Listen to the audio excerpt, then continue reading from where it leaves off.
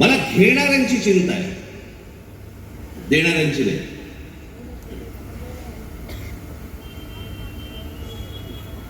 आपण 5-5 हजार रुपयामध्ये आपल्या मुलांना, आपल्या मुलीला आपण काय सांगतोय, आपण काय शिकवतोय, ते उद्या ज्यावेळेला समाजात जाणार त्यावेळेला ते काय म्हणणार? माझा बाप विकला गेला, माझी आई विकली गेली, माझ्या वडिलांनी आणि माझ्या आईने पैशासाठी मत विकलं. उद्या ती मुलं असतील, त्यांचे त्या मुलं मुलींचे त्यांचे कोणीतरी मित्रपरिवार असेल, ते काय म्हणतील की अरे ह्यांच्या आई वडिलांनी मत विकलं, हे विकले गेले, विकले जातात. त्या कल्याण डोंबिवलीमध्ये बाजार, गुलाबांचा बाजार असायचा ना पूर्वी, गुलाबांचा बाजार मांडलेला असायचा, तसा गुलाबांचा बाजार मांडला होता. महाराष्ट्रामध्ये 66 ठिकाणी पैसे देऊन, पैसे वाटून फॉर्म माघारी घ्यायला लावले.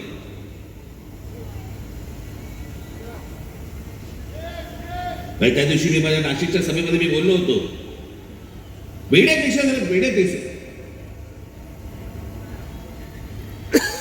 त्या दिवशी एका ठिकाणी तर कोणी एका माणसाने ते काय स्क्रुटिनी असते, समोरच्याचा एबी फॉर्म गिळून टाकला. बरं दिवस नव्हता, एखाद दिवस मिळाला असं, दुसऱ्याशी वाट तरी बघता आली असती, एबी फॉर्म पडेल, एबी फॉर्म पडेल. इथपर्यंत गेलात तुम्ही, विकले जात आहेत काय, एबी फॉर्म गिळतायत काय. त्या सोलापूरला एखादा खून झाला आमच्या माणसाचा, आमच्या विद्यार्थी सेनेचा जो तिथला शहर अध्यक्ष होता, त्याचा खून केला फॉर्म मागे घेण्यासाठी. म्हणून इथपर्यंत सरकार चाललंय. पोलीस हताश, कोर्टाकडे तर बघायलाच नको. हे कोणतं राज्य आहे? बिनधास्त सगळ्या गोष्टी सुरू आहेत. मला ती, म्हणून मी मगाशी म्हटलं ना, मला ती माणसं आणायची होती, ती त्या प्रचारामध्ये बिचारे गुंतलेत, त्याच्यामुळे मला इथे त्यांना बोलवता नाही आलं. 5-5 हजाराला मतं विकतायत. मी फक्त 2-3 माणसांची फक्त तुमच्यासमोर नावं घेतो, बाकीची आता येतील.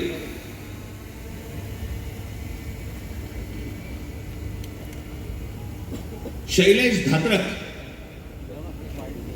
एका ते काय प्रभागात 4चा प्रभाग असतो ना, त्याच्यामध्ये एका कुटुंबातले 3 जण उभे आहेत. शैलेश धात्रक, मनीषा धात्रक आणि पूजा धात्रक. किती पैशाची ऑफर झाली असते तुम्ही कल्पना पण नाही करू शकत. म्हणजे काय लेवलचा बाजार मांडला या लोकांनी, तुम्हाला अंदाज येईल. या 3 लोकांना एका घरात मिळून 15 कोटी रुपयाची ऑफर दिली गेली. 15 कोटी. आणि मला ते मुद्दामून इकडे बोलवायचे होते त्यांना, त्यांनी 15 कोटीची ऑफर नाकारून ते निवडणुकीला उभे राहिले.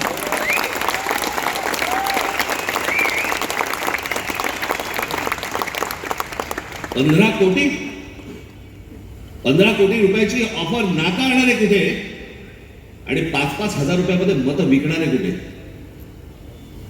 दुसरा मुलगी सौ राजश्री नाईक, कितीची ऑफर झाली? 5 कोटी रुपयाची. कुठे या इकडे, या इकडे.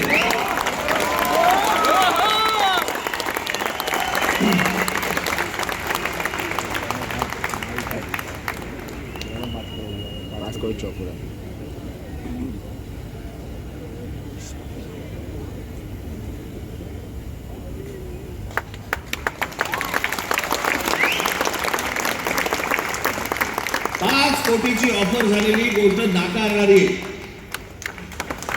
हे महाराष्ट्राचं स्वाभिमानी रक्त.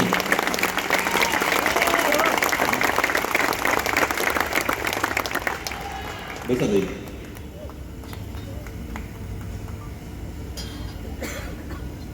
सुशील आवटे,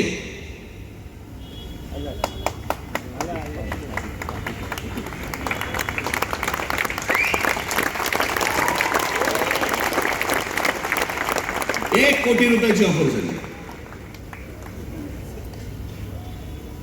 नाकारले. अजून बरेच जण आहेत.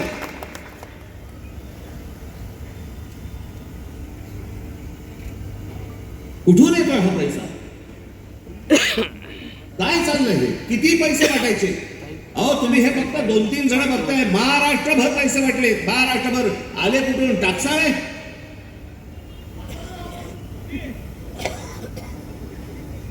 कोणाला 5 कोटी, कोणाला 10 कोटी, कोणाला 15 कोटी, कोणाला 1 कोटी, 2 कोटी, काय बघायलाच नको. ही कोणती महाराष्ट्राची निवडणूक आहे? अहो इतकी वर्ष ह्या निवडणुका आम्ही बघतोय, अशी निवडणूक नाही पाहिली.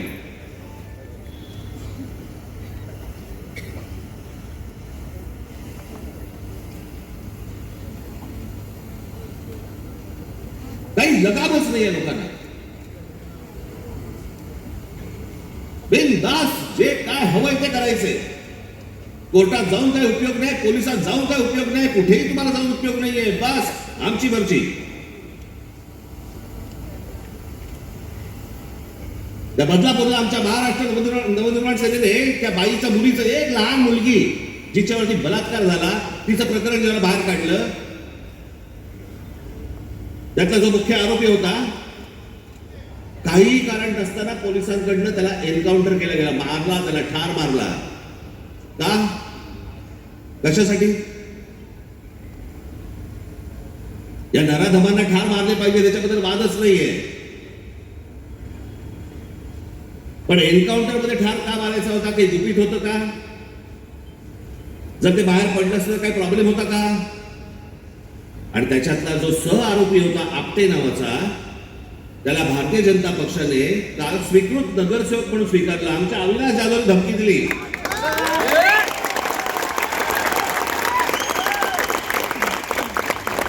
ते बदलापूरमध्ये आम्ही मोर्चा काढतो म्हटल्यानंतर त्या स्वतःहून माणसाने त्याचा राजीनामा दिला की नको मला स्वीकृत. हिंमत कशी होते यांची द्यायची? एका लहान मुलीच्या बलात्काराच्या प्रकरणामध्ये सह आरोपी असलेल्या माणसाला स्वीकृत नगरसेवक पद देण्याची यांची हिंमत कशी होते? याचं कारण तुम्हाला गृहीत धरलेलं आहे. कोण तुम्ही? कोण आहात तुम्ही? आला की 5,000 रुपये तोंडावर फेकू आणि तुम्हाला विकत घेऊ. ही आली कुठून हिंमत?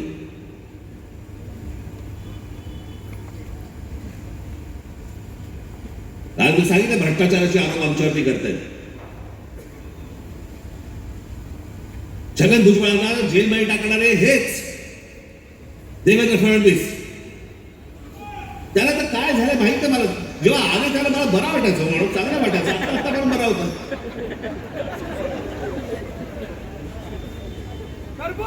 काल तुमचं बोललो ती रसमलाई आली होती, तो सांगतोय की मुंबईचा आणि महाराष्ट्राचा काही संबंध नाहीये.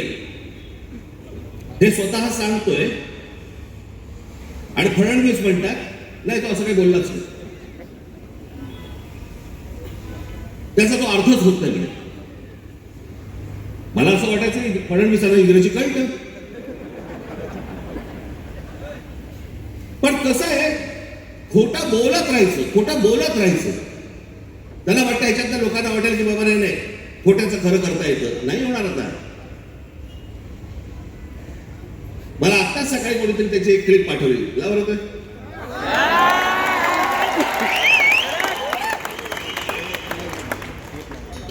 मुलांच्या स्टेटमेंट बद्दल काय म्हणा? Bombay is not a Maharashtra city. Mumbai महाराष्ट्राची नाही, चल असं हे माझं कुठलं आहे. Bombay is not a Maharashtra city. Mumbai is not a Maharashtra city. Mumbai is international city.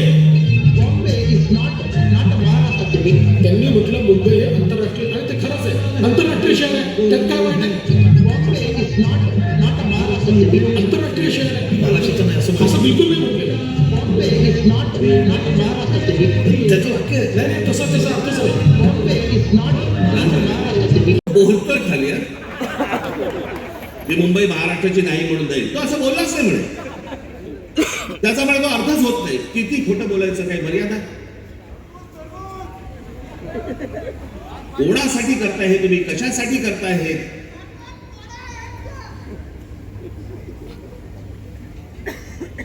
पण मी काल म्हटलं ना, हे फक्त हातावर बसलेले ससाणे आहेत. जाऊन फक्त पक्षी मारून आणणे. पक्षी, ससाणा हा फक्त पक्षी मारून आणतो. चौकीयांचेच फक्त घात करायचे त्यांना. आमचीच लोक आमची वाट लावतायत, आमचीच लोक आमच्या महाराष्ट्राची वाट लावतायत. काल मी त्या गौतम अडाणीचं प्रकरण काढलं, काय मिरच्या झोमले.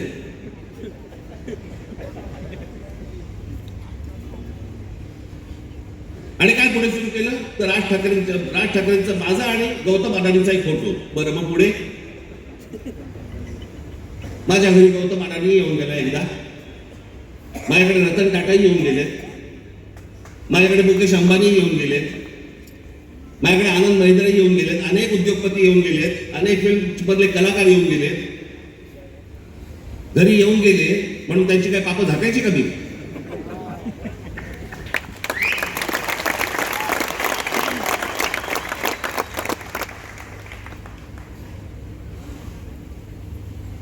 मी काल जे तुम्हाला दाखवलं हे इतकं भयानक आहे, इतकं भीषण आहे. ते जे फोटो दाखवतात ते 2-3 वर्षापूर्वीचा काहीतरी फोटो दाखवतात, तो जेव्हा घरी आले होते. आता घरी आल्यावरती काय हाकलून देऊ?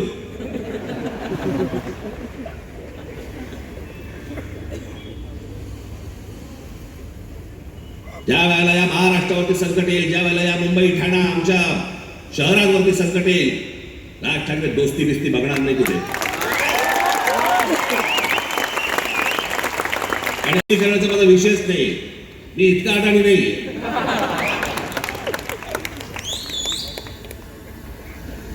पण ते काल जे मी तुम्हाला दाखवलं त्याचं गांभीर्य नीट समजून घ्या. मी काल जे तुम्हाला सांगितलं की जवळपास 60% म्हणजे हा माणूस कधी सिमेंटमध्ये कधी नव्हता, तो आज माणूस 2 नंबरला सिमेंटमध्ये आलाय. आज देशातला 2 नंबरचा सिमेंटचा व्यापारी तो आहे.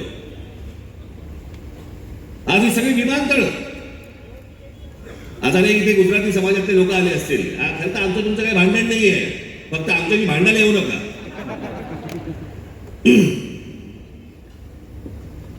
हे जे डाव रस्ता आहेत याच्या विरोधात खरं तर इथला गुजराती समाजाने उभं राहिलं पाहिजे त्यांच्या विरोधात.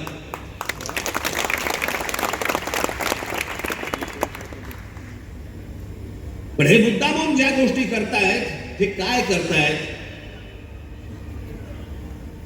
हा आताचा जवळपास त्यांचे काहीतरी 6 का 7 का 8 काहीतरी विमानतळ या देशातली त्याला दिलेली आहेत. विमानतळ तुम्हाला माहित नसेल म्हणून मी तुम्हाला सांगतो, यातलं नवी मुंबईचं विमानतळ हे सोडलं तर गौतम अडाणीने या देशामधलं एकही विमानतळ बांधलेलं नाही. दुसऱ्यांनी बांधलेली, दुसरे चालवत असलेली विमानतळ गन पॉइंट वरती स्वतःकडे घेतली. बांधलेलं फक्त एकमेव पोर्ट गुजरात मधलं फक्त मुंद्रा पोर्ट. बाकी देशभरामध्ये जेवढी पोर्ट्स आहेत ही सगळी दुसऱ्यांची होती. गन पॉइंट वरती सांगितलं ही मला पाहिजे.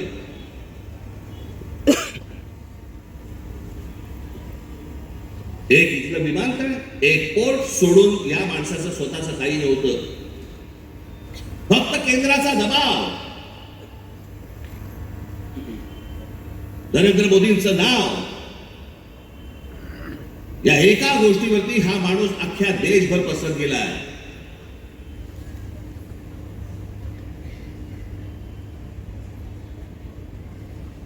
उद्या सगळी पोर्ट बंद झाली, तुमचा व्यापार ठप्प. उद्या देशामधली वीज निर्माण करणारा हा गौतम अडाणी, उद्या वीज बंद केली, तुम्ही अंधारात सगळे. तक्रार कोणाकडे करायची?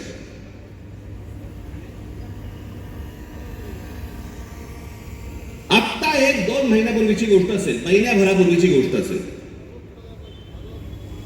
तुम्ही जर विसरला नसाल तर तुम्हाला आठवण करून देतो, पण विसरला नसाल कदाचित, हा देश पण विसरला नसेल. इंडिगोच्या विमानामध्ये स्ट्राईक झाला, आता कळलं तुम्हाला? होता ना आता इंडिगोची विमान बंद होती. या इंडिगोच्या मालकाला या एव्हिएशन मधली म्हणजे हवाई वाहतुकीमधली 65% हवाई वाहतूक, या देशाची 65% हवाई वाहतूक ही इंडिगोकडे दिलेली आहे.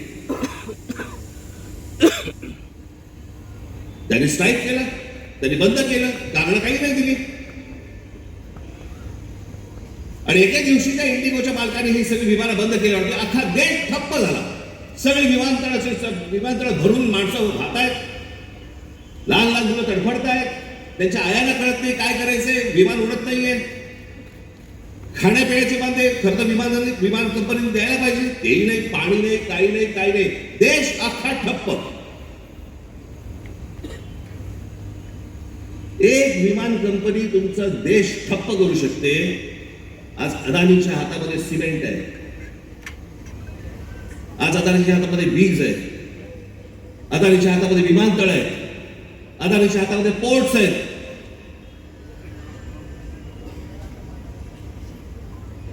लोखंडाचे व्यापार म्हणजे सगळं, म्हणजे उद्या हे जर समजा सिमेंटचे समजा करायला लागले, भाव वाढवायला लागले, तुमच्या घरांच्या किमती वाढत जाणार. या देशामध्ये तुमचं भवितव्य, तुमचं भविष्य हे कोण ठरवणार? गौतम अदानी ठरवणार. आणि हे एक माणूस या देशामध्ये इतका मोठा होतो फक्त 10 वर्षामध्ये, फक्त 10 वर्षामध्ये. 2014